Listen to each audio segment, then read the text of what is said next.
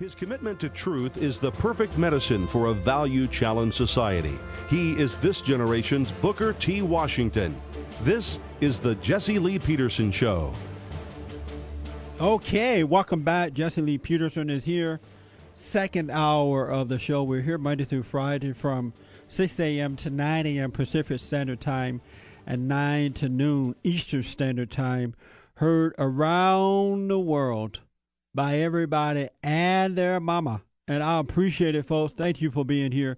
We are uniting the races with truth instead of dividing them with lies. We're also rebuilding the family by rebuilding the man. Welcome to the show. Lines are open. That Obama is a socialist. He believes in socialism. And I see what socialism has done to the inner cities across the nation. If you want to know what socialism looked like, take a look at the black communities. Fatherless homes. You have 70% of black babies born out of wedlock. In some states, such as Indiana, 80%, just one state alone, 80% of black babies are born out of wedlock. Can you imagine that? Other states, 77%. Black babies are born out of wedlock because of socialism. As I mentioned, abortion out of control. Unchecked abortion out of control. Since the early 70s, 16 million black babies have been aborted. I mentioned Planned Parenthood. 77% of the abortion mills are found within the inner cities. Public school system out of control. I've said that you have to be blind, crippled, and crazy to send your child to a public school today, and especially in the inner cities around the country. It is a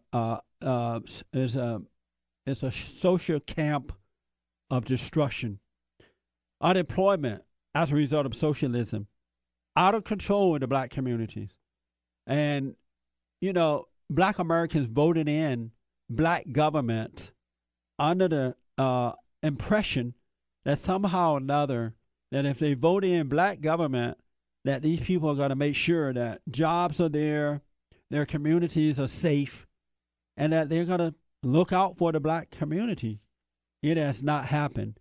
They're voted in far left, liberal, corrupt black government, and they've used black Americans in order to gain power and wealth. And I work with a lot of black men, and I have to tell you, it is almost at a point now that it is impossible for the average black man to get a job because of illegal immigration. You have these people coming across the borders illegally, and many of them are moving into the inner cities. And as a result, it is impacting black Americans in a negative way as far as education. Not that education was that great anyway, but education, unemployment, health care, it is totally impacting black Americans first. Immorality, I've often said that not all, but most black Americans are suffering not because of racism, but the lack of moral character.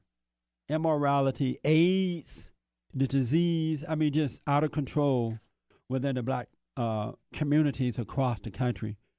And last but not least, out of control crime, violence, incarceration. The rates are going up instead of going down due to socialism. Long story short, 50 years ago, the government came in under Lyndon B. Johnson and said to black Americans, we're going to take care of you, your family, but you can't have a man in the home. So the government became the daddy of the family, and the corrupt black leaders became the head of the people.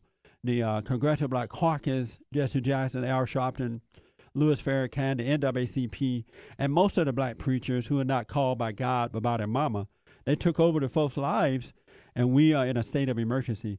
Now, can you imagine what would happen if we allow Barack Obama, the Messiah, the prophet, to continue to bring in, and especially at the fast pace that he's moving, to usher in socialism? America will end up looking like the inner cities. It will look like the ghetto in the next 4 or 5 years.